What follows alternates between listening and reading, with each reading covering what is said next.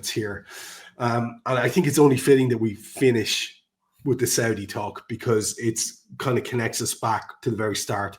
So let's do the Zubimendi story, move to Bayern, and then go to Saudi. So the first thing is the Mastantuono and Zubimendi stories. We've kind of touched on the latter, but what's the latest that's happening with both of these?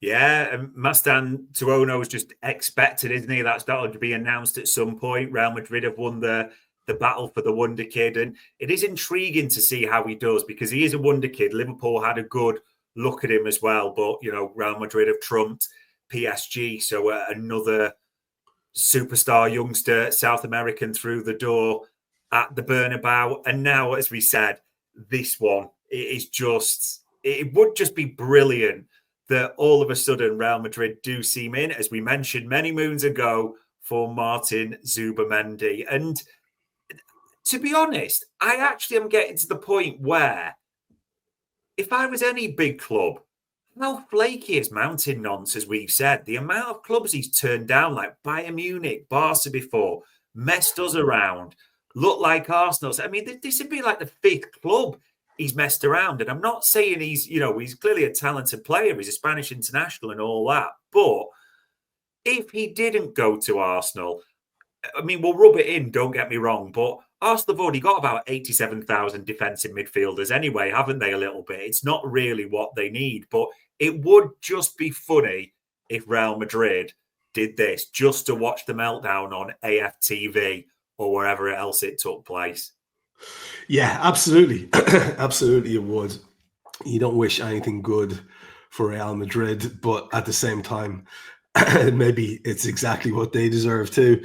And he'll be pining for his mountains within 6 months there as well. The other story then is Bayern. And we saw them do some very interesting jiggery-pokery with the Ta move. But there's more going on there as well. We know the Sané situation was complicated. And is there a Rafael Leao link too? Yeah, I think Liverpool almost set the template for this, didn't they? When they managed to squeeze that 10 million out of Real for Mr. 66 to move on. Other clubs went, hold on. Yeah, we want money if you want our players before then, because we know you've got the money from the tournament. So, yeah, a few German clubs have got it. Leverkusen have got the best part of a couple million for Jonathan Tah, so he'll be going to the Club World Cup. But also, as reported today, Hoffenheim have got about 500,000 for Tom Bischoff, the other player that's going to go to the Club World Cup early. So they've managed to get a little bit of Bayern's millions there. Liverpool have set the precedent for that, so that's worked well. You mentioned, Leroy Sané. I mean, it looks like almost he's going to play in the Club World Cup for them. And then as it stands, move on a free. And the club that's actually brought the most money to the table at the moment is Fenerbahce. They've made a massive move for him on a free transfer. You just wonder what's going to happen with him because Tottenham have been in as well at the same time, Arsenal linked. But it's Fenerbahce that have got the biggest offer for him on the table. I mean, no one really knows if he fancies or favours that. Kingsley Coman, definitely set to go. Again, one that'll probably go to the Club World Cup unless a move's made for him. In the meantime, we'll have to see on that. And then you mentioned it.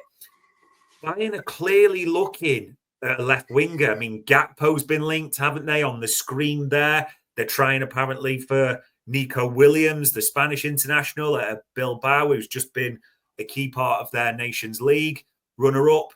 And yeah, Rafa Leao also linked as well. It's quite clear that Bayern Munich are wanting another winger, but trying to get that in is proving difficult. And what's also becoming clear with all this haggling, the way they're trying to do things, Bayern Munich never had the money for Florian Wirtz in the first place, did they, Trev? That's all becoming clear.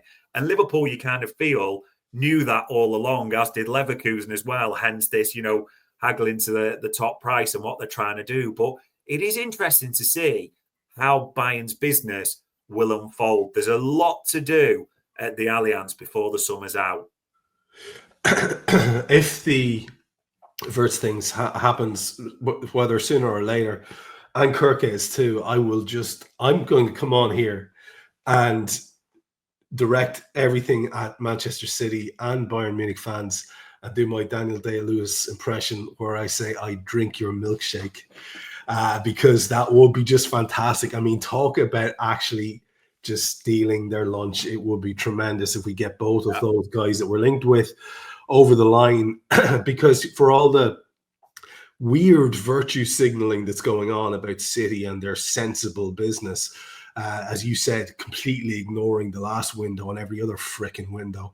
I just think we have an opportunity here for this team of ours to get better. And that's what people need to keep in mind. With that, we just have one story left, and that's to go back to the underlining theme of the show so far. And it's been there from the beginning and it's here at the end, which is the general madness around the Saudi League.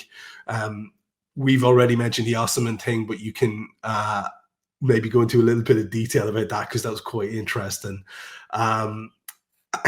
Why not? Gyökeres links there too.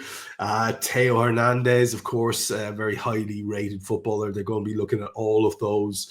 João Pedro, I know, is being linked. Walk us through just the general craziness of the names that are being credibly linked with a move.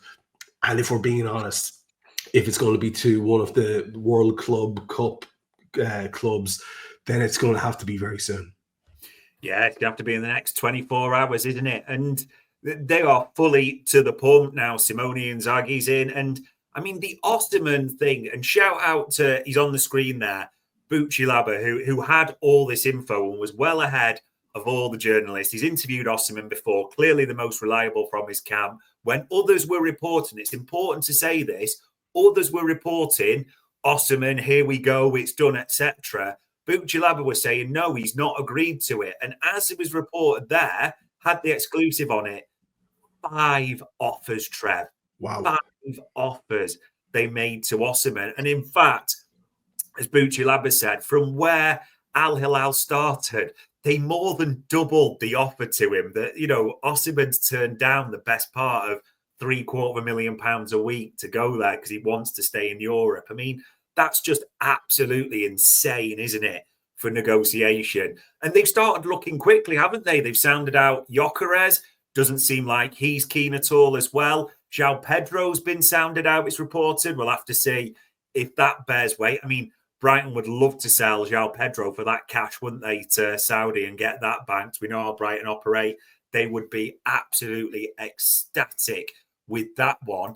And there's been other no's. Theo Hernandez at AC Milan, he said no to them as well. Angelino looks like he's going to say yes, the former City player, the left back at AS Roma. So it's one of those where he's a good player, but a left back from Roma doesn't quite breathe the sexiness I think that they're looking for, does it really, in all honesty, at Al Hilal? But they're still trying to move. The only other things to keep an eye on, because we mentioned Al Nassr as well, Ronaldo came out last night after that Nations League final and said, yeah, I'm going to stay there. I'm going to be staying at Al Nassr, because there've been question marks around that, hadn't it, and how it was going to be negotiated. If even talk, he would go to Al Hilal on a short deal for the Club World Cup, but he came out last night and said, no, I'm staying there. Al Nassr, it's interesting because we mentioned tonight Luis Diaz and them still being there. They've also contacted PSG over their winger, Kangin Lee, the one who came from Mallorca and is out of favour. So they're clearly looking for a left winger. And it's not just Diaz that's in the mix. That's important to mention. And even though he's left-footed and he plays on the other side, quite a few of the Saudi clubs are looking at Leon Bailey at Aston Villa. So there's a lot of expectation that will advance in the second window. But, I mean, long story short, Al Hilal are trying to do a madness in the next 24 hours, aren't they? They are just putting rucks of money up in front of people. And even if it's not Al Hilal, there's still other Saudi clubs, like we mentioned, trying to do big business with other clubs. So it will be interesting to see how much gets done in the next 24 hours, but also how much does the Saudi money change the landscape this summer? There's a little bit of uncertainty, isn't there, around that? But makes our job interesting. It's definitely one to keep an eye on all summer. Now, we had some gremlins the last time, so we didn't get to do the show together. It's great to be back in tandem doing this one. And I will say out loud now, without worrying about putting you under pressure, that if anything does happen in those 24 hours, Dave and I will be back with you to talk it through for sure, even if it's only a short show. But hopefully you crammed enough information into your noggins there listening to us on this one. Thanks to Dave, as ever, for putting that together, sourcing it all, checking it out, trying to stand up these stories that we hear. And that's all they are until they're not. So hopefully you enjoyed it. We've enjoyed having you. Thanks for all your comments. Thanks to the super chatters. We'll talk to you soon.